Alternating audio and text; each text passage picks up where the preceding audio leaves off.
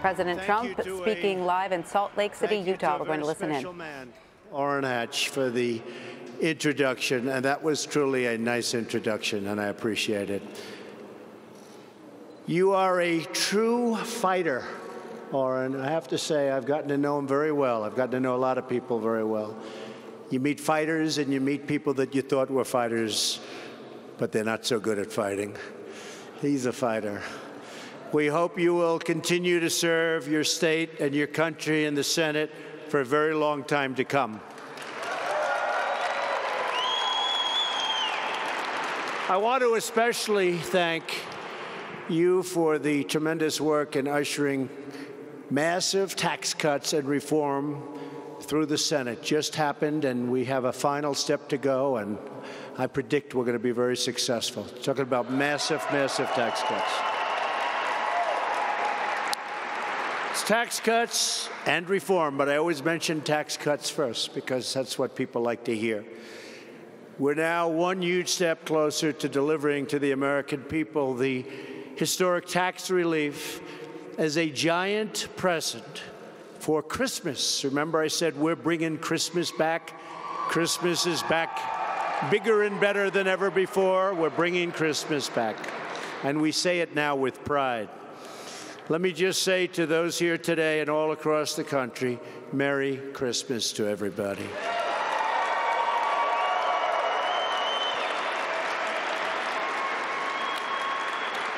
And also, happy holidays and a great new year. We're going to have a great, great year.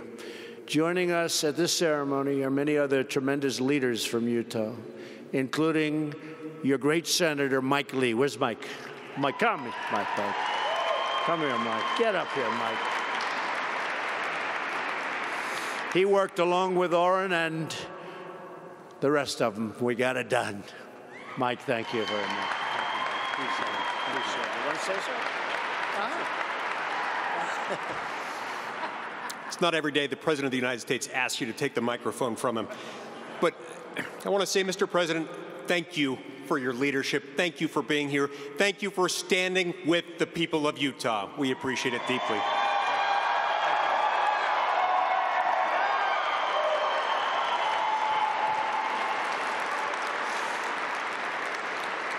Thank you, Mike. I also want to recognize your fantastic representatives who are with us, Rob Bishop, John Curtis, Chris Stewart, and Mia Love. Thank you all. You're here. Thank you. Thank you. Thank you. And I have to really talk about a very special guy that I made Secretary of the Interior. Does he know the Interior? He knows it. He loves it. He loves seeing it and writing on it. Ryan Zinke, who truly believes in protecting America. He is protecting America. And nobody loves it more. Ryan, thank you. Just as he protected America as an officer of the legendary SEAL Team 6. He's a tough cookie, and you've done a great job. Thank you, Ryan. Governor Gary Herbert. Where's Gary? Come on, Gary. Come on, Gary. Get over there, Gary, so they can. And your wife, the First Lady, is fantastic. Thank you very much. First Lady. Thank you, First Lady. Attorney General Sean Reyes. Sean, thank you. Thank you.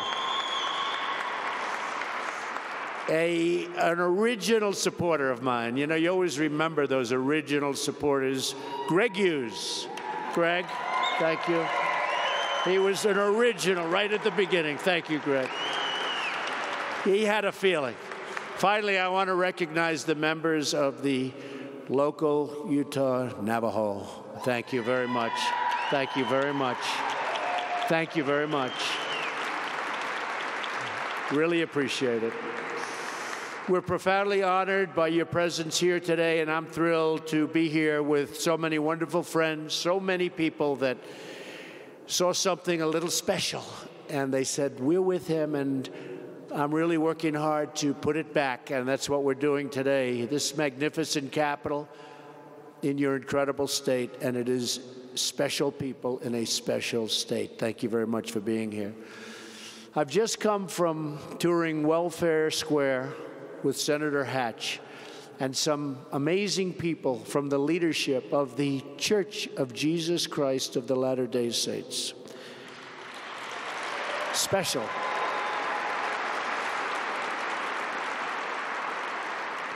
I spent a lot of time with them. In fact, I went around the store.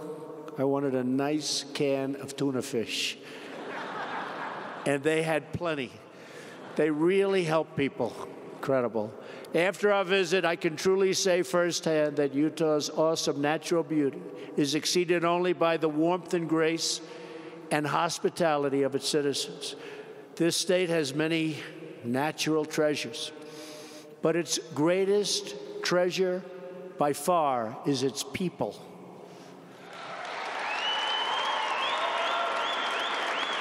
And we will ensure the right of the people to live according to the faith in their hearts, which is why we will always protect your religious liberty.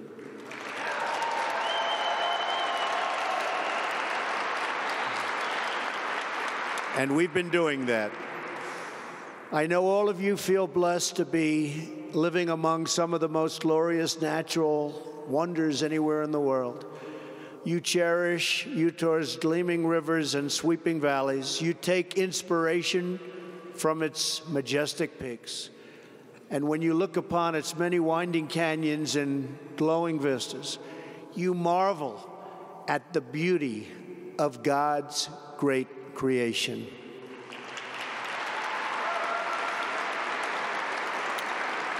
And that is why I'm here today. Because some people think that the natural resources of Utah should be controlled by a small handful of very distant bureaucrats located in Washington. And guess what? They're wrong.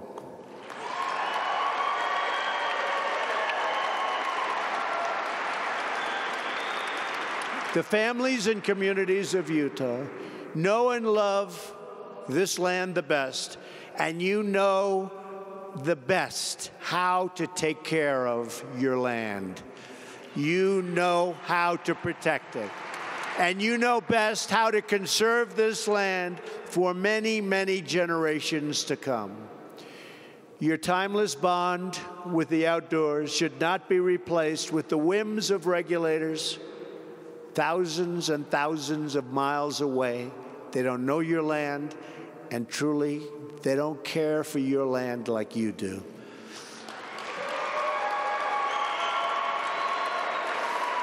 But from now on, that won't matter. I've come to Utah to take a very historic action, to reverse federal overreach and restore the rights of this land to your citizens.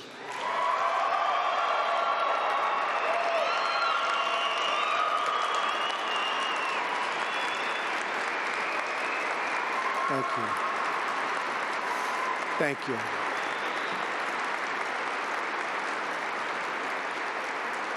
Thank you.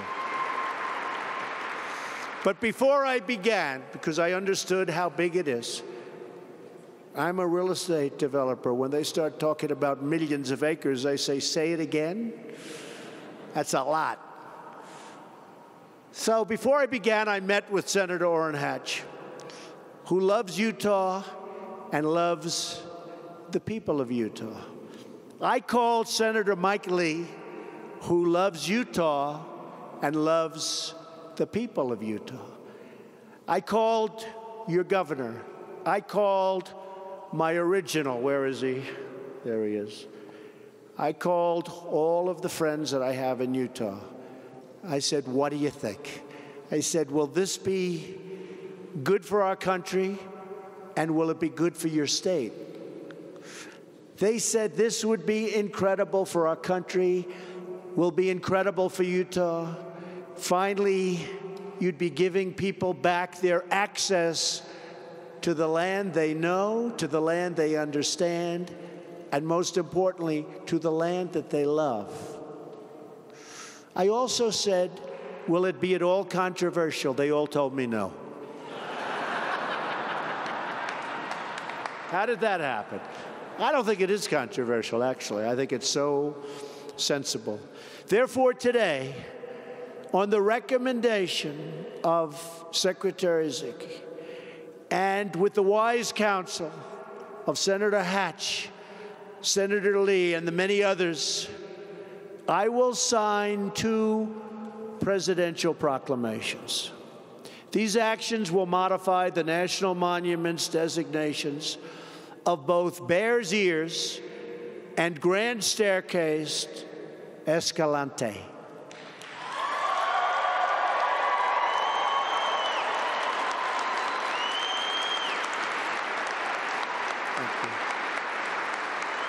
As many of you know, past administrations have severely abused the purpose, spirit, and intent of a century-old law known as the Antiquities Act. This law requires that only the smallest necessary area be set aside for special protection as national monuments. Unfortunately, previous administrations have ignored the standard and used the law to lock up hundreds of millions of acres of land and water under strict government control. These abuses of the Antiquities Act give enormous power to faraway bureaucrats at the expense of the people who actually live here, work here, and make this place their home. This is where they raise their children. This is the place they love. For example, the previous administration designated more than 500 million acres of land and water, including Bears Ears. It did so over the loud objections of the people of this state and their elected representatives. Governor, right? The results have been very sad and very predictable. Here and in other affected states, we have seen harmful and unnecessary restrictions on hunting, ranching, and responsible economic development. We have seen grazing restrictions prevent ranching families from passing their businesses and beloved heritage on to the children that they love. We've seen many rural families stopped from enjoying their outdoor activities, and the fact that they've done it all their lives made no difference to the bureaucrats in Washington. We have seen needed improvements like infrastructure upgrades and road maintenance impeded and foreclosed. We have seen how this tragic federal overreach prevents many Native Americans from having their rightful voice over the sacred land where they practice their most important ancestral and religious traditions.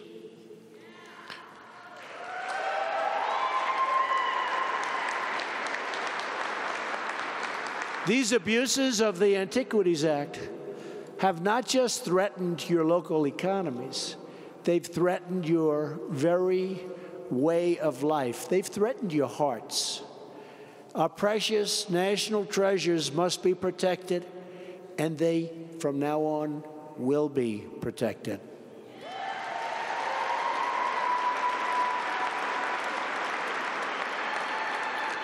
Under my administration, we will advance that protection through a truly representative process, one that listens to the local communities, that knows the land the best, and that cherishes the land the most.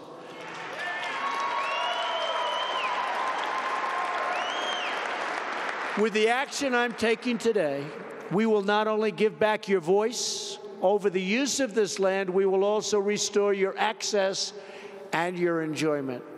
Public lands will once again be for public use.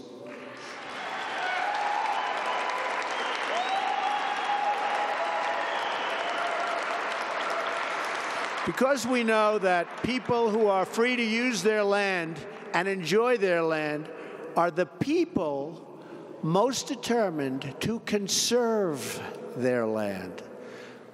One values the splendor of Utah more than, I'll tell you what, there's nobody out there. I just came in and I'm looking around with Orrin and with Mike and with the governor and with everybody, and I'm just saying, what a beautiful picture it is.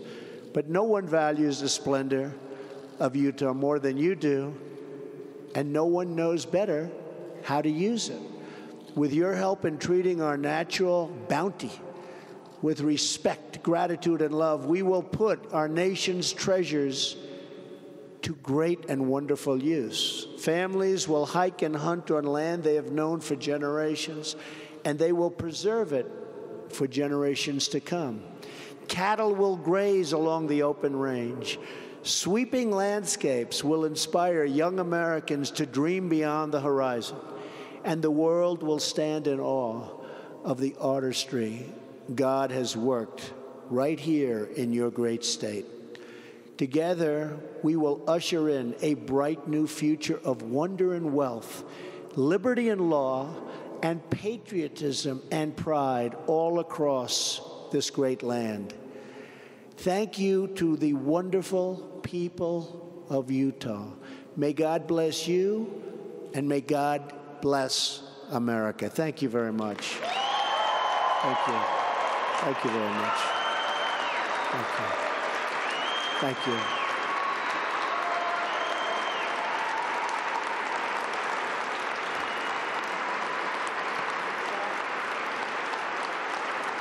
And in your honor, I will now, with your representatives, sign this very, very important proclamation. Thank you very much, everyone. Thank you.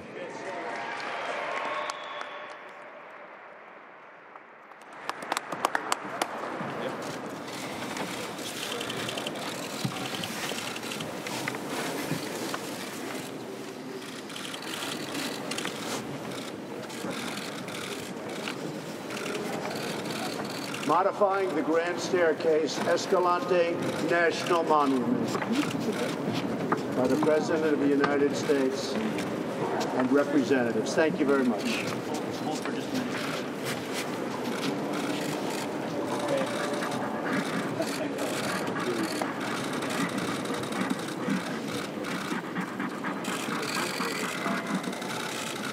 I think we'll give this one.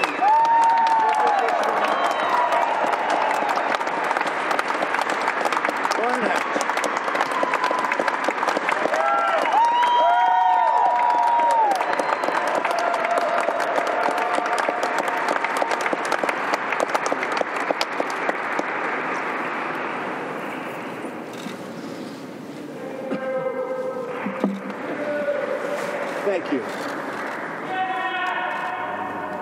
Modifying the Bears Ears National Monument.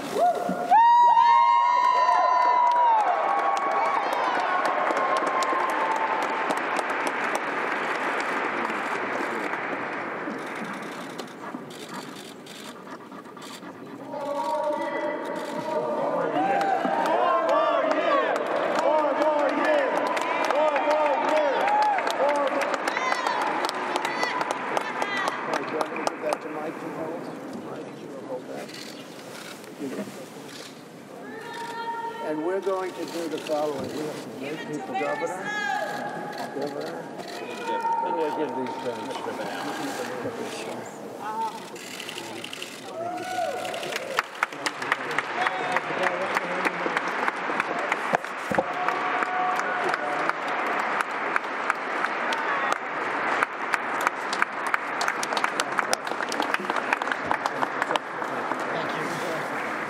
Mr. President, can you sign my hat?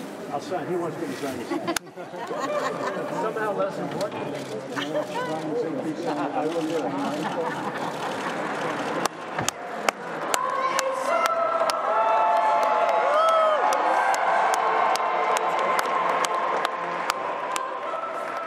And we just saw President Trump signing a bill downsizing the state's sprawling wilderness national monuments, two of them, Grand Staircase Escalante National Monument and the Bears Ears National Monument. He was speaking there at the State House in Salt Lake City, Utah. These cuts are likely to trigger legal challenges from tribes and environmental groups, but he's calling for an 85% cut to Bears Ears National Monument and a 50% cut to the Grand Staircase Escalante. President Trump said former presidents abused the act by putting unnecessarily big chunks of territory off limits. He said that the citizens of Utah are the best people to take care and protect the precious lands of Utah, not the federal government.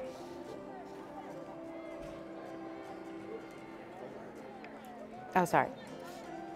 Trump's visit to the state follows a months-long review by the Interior Department that he ordered in April to identify which of 27 monuments designated by past presidents should be rescinded or resized to make way for development.